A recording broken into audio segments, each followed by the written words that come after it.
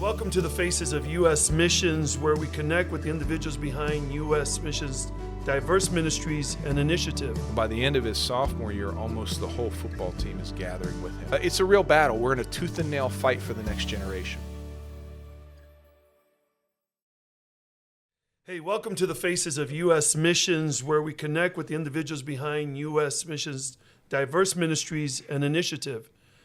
I'm Pastor Choco, Executive Director of U.S. Missions, and today I have the privilege of sitting down with Lee Rogers, the Director of Youth Alive. Welcome, my friend. Thanks, Pastor Choco. Good to be with you. We're glad you're here, and we are styling today. Yeah, you're looking good. Man, I like it. I'm trying to keep up with you guys. Look at this. Youth Alive, student sharing Jesus. Come on. This is Looks what's good. happening. Yeah. Hey, tell us a little bit about Lee Rogers. Tell us who Sure. you are and how long you've been here at the national office. Yeah, well, I'm a husband and I'm a father. Yep. I've been working in Next Gen ministry for 25 years. I was a youth pastor for 12 years in the city of Philadelphia and then also in central Pennsylvania. And then I was a Youth Alive missionary. I was a U.S. missionary for 8 years with Youth Alive, working to catalyze a movement of students sharing the gospel all across Pennsylvania and Delaware. Most productive years of my life, Pastor Choco, in ministry, I think, were with Youth Alive as a U.S. missionary. After that, I was a DYD, a youth director in Pendle for 3 years. And then I came here in the fall of 2022. I serve as the Director of Student Evangelism for Assemblies of God Youth Ministries, and that encompasses leading Youth Alive in U.S. missions. And so the primary reason to come to Springfield for me, the Lord's call to catalyze a movement of students sharing the gospel across the nation. Well, I'm excited because I want our viewers and our listeners to hear some of the things that you're doing across this nation with a lot of the missionaries of Youth Alive. But let me just ask you this. I know this is not part of the questions. What's the difference, Lee, that you see when you were youth pastoring and leading 20-something years ago to today? What's the difference between those young people and today's young people? Yeah, so clearly there are a lot of things that have changed, and there are some things that have not changed. Okay, tell me. So here's what's not changed. Students primarily from every generation ask themselves three questions. Who am I? Okay. Where do I fit? And do I make a difference? When I started in youth ministry, we were talking about identity issues. Find your identity in Jesus. And we talked about not finding your identity in things like drugs, alcohol, sexual activity.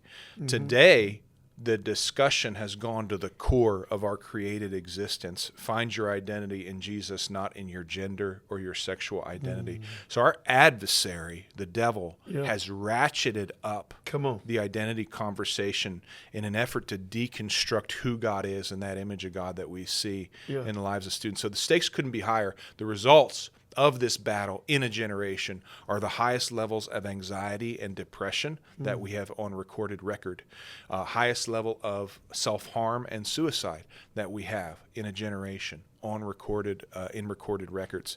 And so it's a real battle. We're in a tooth and nail fight for the next generation. Yeah. Lee, one of the things I admire about your leadership is that you're a data guy. You love data. And I remember coming into your office and, boy, you put up the TV and here's where we're at as a map. Yeah. This is where we're at with some of the schools. And then you really blew my mind what we were not doing. Right. And what the potential that we can do as local churches. There may be some pastors that are watching and leaders that are watching. Why don't you tell us, what is it that we're missing as U.S. churches? Yeah. What is it that we're missing when it comes to Youth Alive? I think every local pastor needs to think about a couple things. Number one, the largest concentrated gathering of people, period, in your community, Monday through Friday, is almost always going to be the public school system in your community. Now, there's some exceptions, university towns, things like that. But even in a university town, those students are scattered over a campus. In a school building, you're talking about hundreds or thousands of students under one roof, Monday through Friday, September through May. It is a captive mission field. In fact, there's 2 institutions in our nation where the government says you've got to go and you've got to spend years of your life there. One is school and the other one is prison. So hopefully if we can impact them with the gospel in school, right? It keeps them out of the other. But so number one, this is a mission field in your community. Yeah. So what are you doing about it? Yeah. That's part of what Youth Alive does. We empower students to share the gospel. So pastor, leader, if you're thinking, wow, we have this large mission field in our community, it's a melting pot, it's a gathering of people from all backgrounds, and they're there, and they're a captive mission field. How do we get on this mission field? Here's one of the things I'll challenge you with. If you have students in your church who go to that school, you are already on that mission field. That's right. That's right. And your job as pastor, teacher, shepherd, evangelist, apostle, prophet is to equip those students to share the gospel in that mission field. Yeah. So number one, you already have a missional presence. And if you're not leveraging that and equipping students to share the gospel, you're missing it. You're missing it. You're actually playing defense only. You're not playing offense with the gospel when it comes to the next generation. Number two, I think every church needs to ask itself this question. If we were to disappear from the community today, if our church were to disappear, would the school system notice? If this is the largest mission field, you should be having a measurable impact. And if your organization were to disappear and nobody in the school system would miss it or notice, that's a problem that we need to fix. You know, when I was a high schooler in Chicago, Roberto Clemente High School, I used to run a Bible class, a Bible group at around 7:15 in the morning. I was part of a football team, but I didn't know that Youth Alive at that point, when I was in the 80s, but we just have to be more bold and be able to license our young people to go into their high schools and even their middle schools. Answer me something, Lee. How have you seen the Holy Spirit move within this ministry of Youth Alive? Yeah, it's a great question. So a couple different ways. Number one of the things we call students to do and to be is to be a missionary to their campus. Okay. We call it being a campus missionary. In fact, in Youth Alive, we have 19,300 campus missionaries across the nation. These are middle school and high school students committed to sharing the gospel at school and beyond. And that's largely where we see the Holy Spirit working in them. Yeah. We had a group of campus missionaries in Portland, Oregon. This story was just out in the AG News.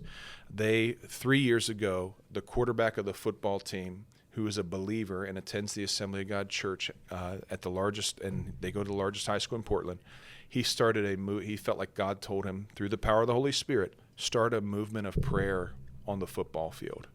He started praying at the 50-yard line. Yeah. Coaches on his own team turned him into the league and said, you have to stop this kid from playing. It's a very hostile area to the gospel. Through the power of the Holy Spirit, he's told the refs, this is before the game. You can't stop me from praying. Right. By the end of his sophomore year, almost the whole football team is gathering with him on the 50-yard line. And coaches who had opposed him are now also gathering and joining for prayer. The head coach's son came to the Lord, and the head coach of this team came back to the Lord because of what was happening. That group of students, the core group that started that prayer movement, the next year they started a huddle. They weren't allowed to have a club, but the Holy Spirit told them, start a huddle. Just start huddling together in the cafeteria before school for Bible studies, similar to what you're referencing. Yeah. They started doing this. And so that started to grow. And then coming into the current school year, the one that's just ending, these group of students, they came to our National Youth Conference, and in the Youth Alive service on Wednesday night, you prayed for me before I went and spoke that Wednesday night. We were praying for the empowerment of the Holy Spirit in the altar, because to send students today into a hostile environment, an environment that's hostile to faith, who can do that without the power of the Holy Spirit? So they had 3,000 students came and committed to be campus missionaries last August at our National Youth Convention, and then we prayed for the empowerment of the Holy Spirit, including the baptism. And one of the students in this group was there and pulled the other students together and said, we're supposed to God is telling us to start a club. Wow. They went back to their school in Portland and performed a gospel protest, you might say. So 30 students approached the principal at lunch and said, we're here, we're real. we're believers in Jesus, and we want to have a club, and we believe we have So the right good. to. The principal couldn't stop it. There was a demonstrable presence of students, dozens of them. So they started a club, and of course, opposition, teachers and students started to protest the club, and started hurling hate speech and cyberbullying at them. So they started a counter cyberbullying campaign through social media. They told the students that they hoped they would go to hell, that they should kill themselves. They started body shaming them, and really disgraceful things. And the school would not stop the cyberbullying. They refused to step in. So these students, through the power of the Holy Spirit, moved forward. Now the club was affected by that. Right. However, the youth group in the same period of time grew by 30 students consistently coming to church and attending. So we've been seeing the Holy Spirit meet our students with boldness, with courage, with words of wisdom, with direction. Hey, start a club, start a prayer movement. And so that's one of the things the Holy Spirit does. He creates action in us to start things for the gospel. So we've seen some powerful things happen, and we've got stories like that of students reaching students, reaching students, reaching students, awesome. happening all across the nation. Now, I said earlier that you're a guy of data. When you shared with us at a retreat center, how many missionaries we have currently? I know you mentioned 19,000, but how many U.S. missionaries do we have? How many schools are those people impacting? Yeah.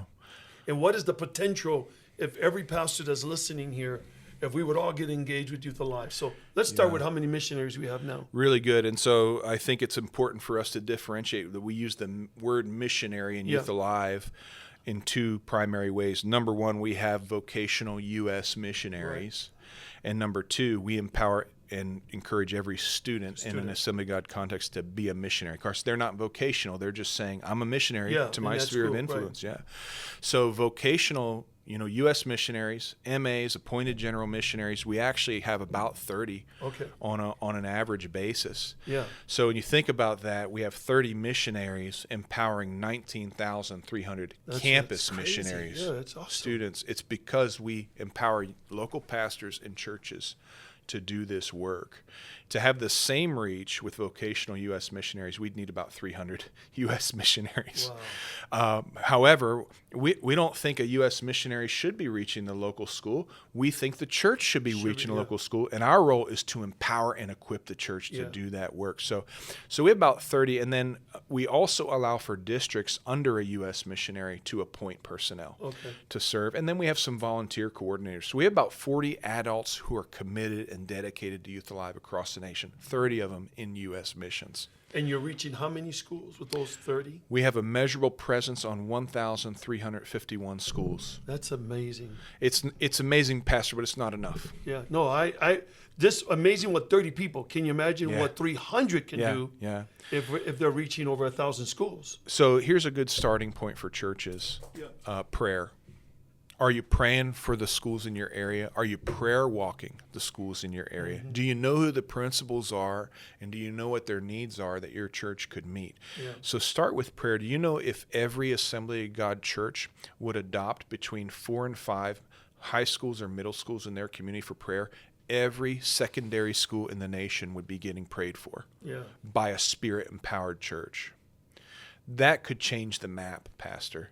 That could take a map of schools and make it reached through prayer. And that's a starting point. Prayer is a starting point for mission. And so start with prayer, and I believe the Holy Spirit will then guide you into mission towards those same schools. So Lee, for somebody that's watching and they want to get involved with Youth Alive, or a pastor that wants more information about how in their own local context they can create a Youth Alive, what email would you give them if they have some questions? Contact us at ya@ag.org. YA stands for Youth Alive. YA@ag.org. And we'll start that process. You may have a missionary, a U.S. missionary in your area, or your district may have appointed somebody, if you don't have a U.S. missionary, to lead Youth Alive there. So we can make that connection. And if you don't, I will personally help and guide and figure out how we can guide you into reaching a local school. Well, this is a moment in time where we have to be able to say that our schools need the churches. We need to be able to be engaged. Pastor, I don't care if you have a church of 50 people. You should be able to adopt one school. and be able to go into that school. I don't care if it's a school of 300, 500, or 1,000.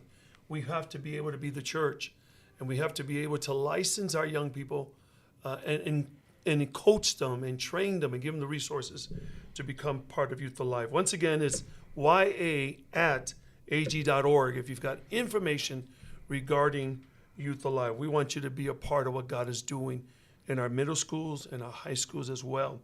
Hey, thanks for tuning in, and thanks for watching and listening. We are U.S. Missions. We seek, save, and send. God bless you guys. Thank you.